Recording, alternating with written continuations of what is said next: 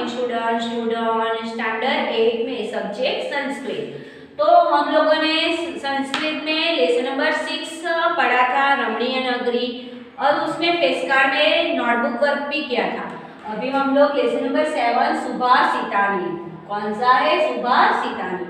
तो स्टूडेंट ये जो लेसन है सुभाषितानी, तो उसमें क्या है कि संस्कृत साहित्य में सुभाषित का विशिष्ट स्थान है। सुभाषित हम लोगों को नीति और व्यवहार दोनों की समझ देती है। जैसे ज्ञान का मनुष्य के जीवन में ज्ञान जितना जरूरी होता है ना, उसी तरह सुभाषित भी संस्कृत के लिए महत्वपूर्ण है।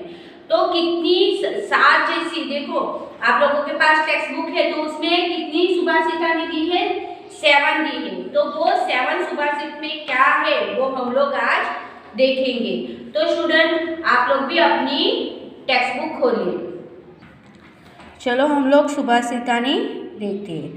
पुस्तकेषु हि या विद्या परहस्ते यदं धनं कार्याकाले समुक्त उत्पन्ने न सा विद्या न तद धनम। तो देखो ये सुभाषित में क्या है। तो पुस्तकेषु यानी कि पुस्तकेषु यानी कि पुस्तक, विद्या यानी कि विद्या, परहस्तेषु यानी कि दूसरे के हाथ में, कार्यकाले सब उत्पन्न यानी कि जब जरूरत होती है तब, तत्र धनम यानी कि धन, तत्र तद यानी कि ते, और धनम यानी कि धन। तो देखो जो विद्या पुस्तक में रहती है और जो धन दूसरे के हाथ में गया होता है, वो विद्या और धन जब हम लोगों को ज़रूरत होती है तब किसी काम की नहीं है। क्या दिया है कि जब कोई पुस्तक में विद्या हो, यानी कि अपने बुक में जो लिखा हुआ है वो हम लोग जो पढ़ेंगे नहीं तो वो बुक में ही रहेगा, उसके लिए पढ़ाई जरूरी है। और जो पैसे, धन यानी कि पैसे, दूसरे के पास पैसे कितने सारे हो लेकिन जब ज़रूरत होती हो तो वो हम लोगों को दे सकते हैं? नहीं दे सकते ना। तो इसी तरह ये सुभाषित में क्या है कि जो विद्या यानी कि विद्या पुस्तक में रहती है, जो धन दूसरे के हाथ में गया है, वो विद्या और धन जब ज़रूरत होती है तब किसी काम का नहीं है। आगे देखें। वृक्षः फलान्वित भाति वृक्षं धुनुयते कपिः, वृक्षेण वार्यते तापः जलवृक्षाय दीयते, वृक्षात् पतन्ति पर्णानि वृक्षस्य पशरो महान्, वृक्षे खगा निकुञ्चन्ति वृक्ष धन्य अशी भूतले। यानी कि खगा यानी कि क्या? खगा यानी कि पक्षी, विहंग। वृक्ष यानी कि पेड़, पर्ण यानी कि पत्ता, किसका पत्ता? तो वृक्ष के पत्ते। तो देखिए उसमें क्या है, तो जब वृक्ष से पत्ते गिरते हैं तब वहाँ पे क्या हो जाता है? बड़ा सा विस्तार हो जाता है। जब वृक्ष के ऊपर पंखी का आवाज़ होती है तो वो वृक्ष धरती को, पृथ्वी को क्या कर देता है? धन्य कर देता है। क्या कर देता है? धन्य कर देता है। फला यानी कि फ्रूट। जब वृक्ष के ऊपर जो फ्रूट रहते हैं, फल ज़्यादा रहते हैं, तो वो वृक्ष कैसा लगता है? अच्छा दिखने लगता है ना, सुशोभित होता है ना। लेकिन वही वृक्ष तब वो बंदर जो होते हैं वो क्या करते हैं? कपि यानी कि बंदर, कपिह यानी कि बंदर जो होते हैं वो वृक्ष को क्या करता है? हिला देता है। फिर वही वृक्ष जब गर्मी होती है तो उसको भी रोकता है। फिर वो वृक्ष पानी भी हम लोगों को देता है, क्योंकि वृक्ष ज़्यादा होते हैं तो भी वो बारिश आने में मदद करता है ना। उसी तरह वृक्ष के ऊपर जब पत्ते गिरते हैं तो वहाँ का विस्तार कैसे हो जाता है? बड़ा सा हो जाता है। पक्षियों का कलरव सुनाई देता है और वो वृक्ष ही धरती को क्या करता है तो धन्य बना देता है। न कचित कस्य चित्रिमत्रं न कचित कस्यचिदं रिपुः व्यवहारकारेण्य ही जायत मित्राणि रिपवस्तता। यानी कि जो इसमें क्या है कि मित्राणि यानी कि मित्र, कोई भी किसी का मित्र नहीं होता और कोई भी किसी का शत्रु भी नहीं होता। जब मनुष्य का व्यवहार ही अच्छा होता है तो मित्र, तब जब हमारे जो संस्कार ही अच्छे होते हैं, संस्कार से ही क्या होता है मित्र भी बनते हैं और शत्रु भी बनते हैं। ऐसे ही मित्र नहीं बन जाते या ऐसे ही कोई शत्रु नहीं, लेकिन हम लोग जो अच्छे रहते हैं तो हमारे मित्र अच्छे बन जाते हैं, लेकिन किसी के साथ हम लोग बुरा करते हैं तो वो क्या हो जाता है, वो शत्रु बन जाते हैं। यानी कि मित्र और शत्रु ऐसे ही नहीं बनते, कैसे बनते हैं कि मनुष्य के व्यवहार से बनते हैं। विपत्ति नद्यम स्वयमेव नाभः स्वयं न खाद्यति फलानि वृक्षा नादन्ति संयम खलु वारिवाह परोपकाराय सता संतात विभूतय। यानी कि विपत्ति नद्य यानी कि नदी, नद्य यानी कि नदी, नाभः नदी, विभूता यानी कि नदी, फलानी यानी कि फल, फलानी यानी कि फल। यानी कि देखो नदी जो है वो खुद का पानी पीती नहीं है, उसी तरह जो फल है वो भी वृक्ष के ऊपर जो फल है वो वृक्ष खुद के फल नहीं खाता।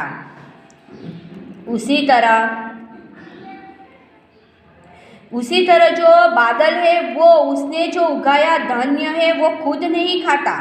उसी तरह सज्जन व्यक्ति जो है वो अपनी संपत्ति दूसरे के परोपकार के लिए होती है। किसके लिए होती है तो दूसरे के परोपकार के लिए होती है। जिस तरह नदी जो है वो अपना पानी नहीं पीती, उसी तरह वृक्ष जो है वो अपना फल नहीं खाता, जो बादल है वो अपना उगाया हुआ धान्य नहीं खाता, उसी तरह जो सज्जन है वो अपनी संपत्ति दूसरों को परोपकार के लिए छोड़ देता है। आगे देखिए, गंगा सिंधु सरस्वती च यमुना गोदावरी नर्मदाय कावेरी सरयू महेंद्र तनया चर्मवती वेदिका सिप्रावेत्रवती महासुर नदी ख्याता च या गडंकी पूर्णजलेह समुद्र सहिता कुर्वन्तु में मंगलम। यानी कि ये सारे जो नाम मैंने बोले वो क्या है तो नदियों के नाम है। किसके नाम है? नदियों के नाम। तो गंगा, सिंधु, सरस्वती, यमुना, गोदावरी, नर्मदा, कावेरी, सरयू, महानदी, चर्मणवती, वेदिका, सिप्रा, वेत्रवती, महासुर नदी અને ये सारी जो प्रचलित जो नदी है उसका जो पानी है वो पूर्ण रूप से नदी का जो पानी है वो समुद्र के साथ में मिलकर वो मंगल हो जाता है। यानी कि ये सारे जो नदी का पानी है वो समुद्र क्या कहता है कि सारे समुद्र में मिल जाता है और वो क्या हो जाता है? मंगलकार हो जाता है। दृष्टम पुनः रूपी पुनः चंदनम चारुगंधम छीनम पुनरपि पुनः स्वादु चेवे शुद्ध दंडनम दुगंध पुनरपि पुनः कांचनम कात्रवणम न प्राणन्ते प्रकृति विकृति जायते सज्जा नाम। यानी कि बार बार हम लोग घिसते हैं किसको? तो चंदन को। जब बार बार उसको घिसते हैं चंदन के जो पेड़ को तो उसमें से क्या है? मीठी सी सुगंध आती है। फिर बार बार जब हम सेडी को यानी कि गन्ने को काटते हैं तो उसमें से स्वादिष्ट रस मिलता है। फिर भी जब सुवर्ण है उसको तपा यानी कि गर्म करते हैं स्वर्ण को, तो उसमें से रंग एकदम क्लीन हो जाता है। उसी तरह प्राण को त्यागने के समय जब प्राणों को त्याग देते हैं उसी समय जो श्रेष्ठ पुरुष है उसी का स्वभाव भी उसी तरह प्रचलित होता है। जैसे चंदन को घिसते रहते हैं तो भी उसमें से सुगंध आती रहती है। जब से गन्ने को काटते तो उसमें से स्वादिष्ट रस आता है। फिर सोने को हम लोग कितना भी गर्म करते फिर भी उसका चमक ज़्यादा आती है।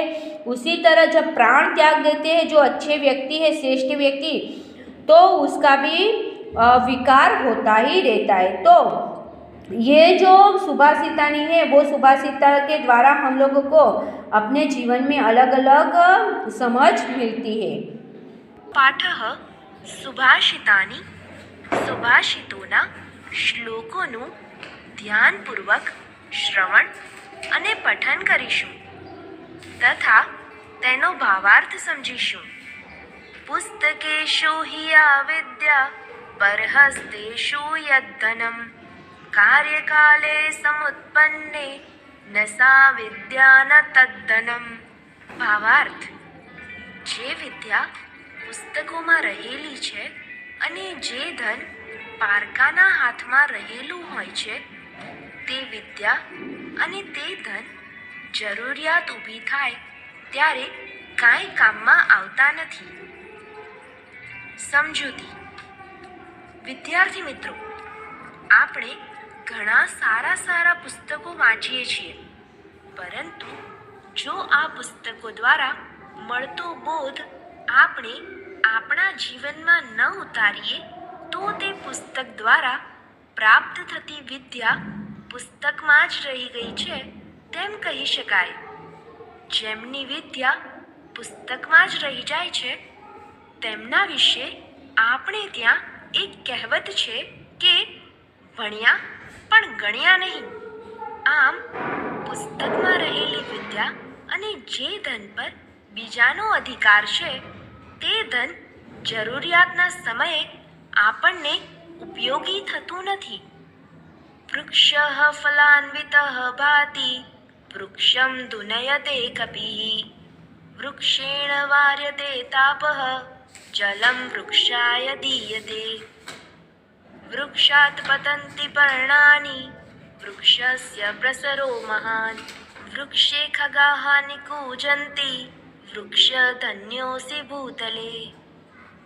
ભાવાર્થ, ફળોથી લચેલું વૃક્ષ શોભે છે, વૃક્ષને વાંદરો હલાવે છે, વૃક્ષ વડે ગરમી દૂર કરાય છે, વૃક્ષ માટે પાણી અપાય છે, વૃક્ષમાંથી પાંદડા પડે છે, વૃક્ષનો વિસ્તાર મોટો છે, વૃક્ષ ઉપર પંખીઓ કલરવ કરે છે। હે વૃક્ષ, તું ધરતી પર ધન્ય છે। સમજૂતી। વિદ્યાર્થી મિત્રો, આ શ્લોકમાં વૃક્ષ અને તેના ઉપયોગ વિશેની માહિતી આપવામાં આવેલી છે। આ શ્લોકની વિશેષતા એ છે કે તેના પ્રત્યેક ચરણમાં વૃક્ષ શબ્દની તમામ વિભક્તિના એકવચનના રૂપો ક્રમશઃ આવરી લેવામાં આવ્યા છે। ન કશ્ચિત કસ્યચિન્મિત્રમ ન કશ્ચિત કસ્યચિદ રિપુઃ વ્યવહારેણ જાયન્તે મિત્રાણી રિપવસ્થિતા। ભાવાર્થ, કોઈ કોઈનો મિત્ર નથી, કોઈ કોઈનો શત્રુ નથી। વ્યવહારથી જ મિત્રો અને શત્રુઓ બને છે। સમજૂતી। વિદ્યાર્થી મિત્રો, આ શ્લોકમાં લોકો આપણા મિત્રો અને શત્રુઓ કેવી રીતે બને છે તે સમજાવવામાં આવ્યું છે। ખરેખર કોઈ જન્મથી જ કોઈનો મિત્ર કે શત્રુ હોતો નથી। આપણે જે લોકોની સાથે સારો વ્યવહાર કરીએ તે લોકો આપણા મિત્રો બને છે અને જે લોકોની સાથે આપણે ખરાબ વ્યવહાર કરીએ છીએ તે લોકો આપણા શત્રુ બને છે. આમ આપણા વર્તન અને વ્યવહારથી જ લોકો આપણા મિત્રો અને શત્રુઓ બને છે. તેથી જ તો જેમનો સ્વભાવ સારો હોય છે તેમના મિત્રોની સંખ્યા પણ વધારે હોય છે. માટે આપણે હંમેશા સૌની સાથે સારો વ્યવહાર કરવો જોઈએ. પિબન્તિ નદ્યઃ સ્વયમેવ નામ્ભઃ સ્વયં ન ખાદન્તિ ફલાનિ વૃક્ષાઃ નાદન્તિ સસ્યં ખલુ વારિવાહાઃ પરોપકારાય સતાં વિભૂતયઃ. ભાવાર્થ: નદીઓ પોતે જ પોતાનું પાણી પીતી નથી. વૃક્ષો પોતે ફળો ખાતા નથી. વાદળો ખરેખર પોતે ઉગાડેલું અનાજ પોતે ખાતા નથી. સજ્જનોની સંપત્તિ પરોપકાર માટે હોય છે. સમજૂતી. વિદ્યાર્થી મિત્રો, આ શ્લોકમાં નદીઓ, વૃક્ષો, વાદળો તથા સજ્જનો દ્વારા પરોપકારનો મહિમા વર્ણવવામાં આવેલો છે. નદીઓના પાણીનો ઉપયોગ બધા કરે છે, પણ તે ક્યારેય પોતાનું પાણી પીતી નથી. વૃક્ષો પર ઉગેલા મીઠા ફળો બધા ખાય છે, પણ તે ક્યારેય પોતાના ફળો ખાતા નથી. ખેતરમાં ઉગેલું અનાજ બધા ખાય છે, પણ જે વાદળોમાંથી પાણી વરસવાને લીધે અનાજ ઉગ્યું છે તે વાદળો ક્યારેય પોતે ઉગાડેલું અનાજ પોતે ખાતા નથી. તેમજ સજ્જનો પણ પોતાની સંપત્તિનો ઉપયોગ પોતાને માટે નથી કરતા, પરોપકાર માટે જ કરે છે.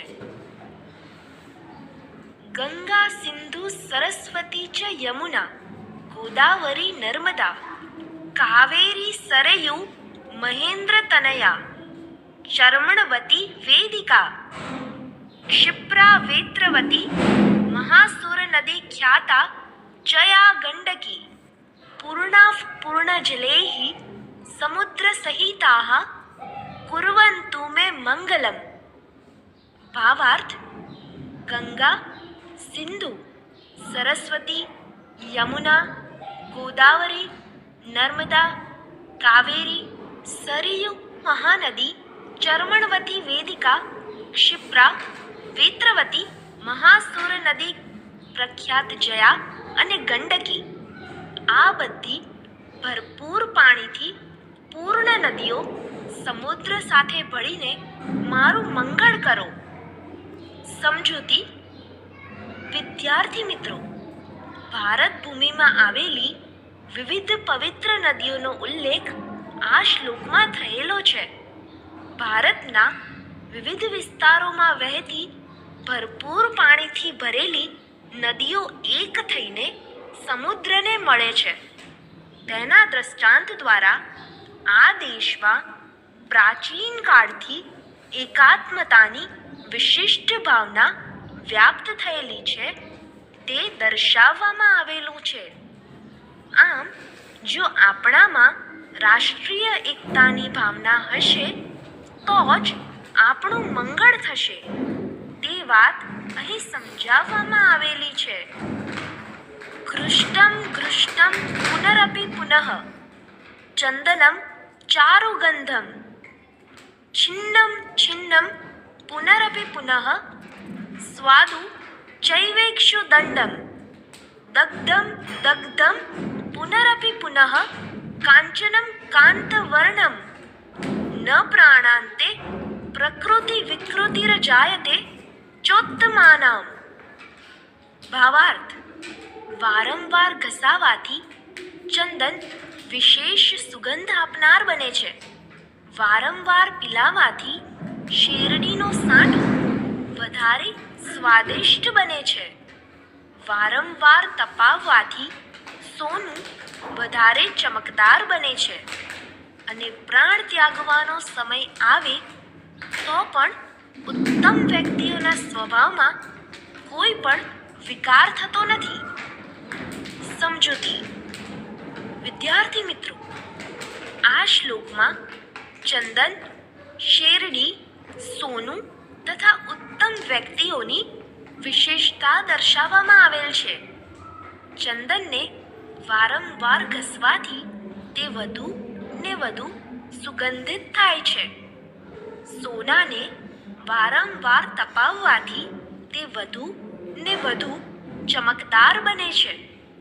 શેરડીના સાંઠાને વારંવાર પીલવાથી તેનો રસ વધારે સ્વાદિષ્ટ બને છે અને તેમજ શ્રેષ્ઠ વ્યક્તિઓ પોતાના પ્રાણ ત્યાગવાનો સમય આવે તો પણ પોતાના સારા स्वभावનો त्याग करता नहीं. तो स्टूडेंट, हम लोगों ने सुभाषित की समझूती देखी, साथ में एंटोनिज्म भी देखा. आप लोगों को समझ में आ गया होगा कि सुभाषित के द्वारा हम लोगों को कितना सीखने को मिलता है. जो जो सुभाषित में जो जो चीज के बारे में बताया, वो सारी चीजों का अमल हम लोगों को करना चाहिए. तो देखिए, हम लोग वर्ड मीनिंग देखते हैं. पर हस्तेषु यानी कि in the hand of other. भाती यानी कि लुक ब्यूटीफुल. कपी यानी मंकी. भूतले ऑन द अर्थ. अम्ब वाटर. वारीवाह यानी कि कोल्ड. तो स्टूडेंट, ये जो लेसन है सुभाषिता ने, ये हम लोगों ने समझ लिया. अभी इसमें जो नोटबुक वर्क है वो मैं आप लोगों को फेस कार्ड के द्वारा सेंड करूंगी. Thank you student.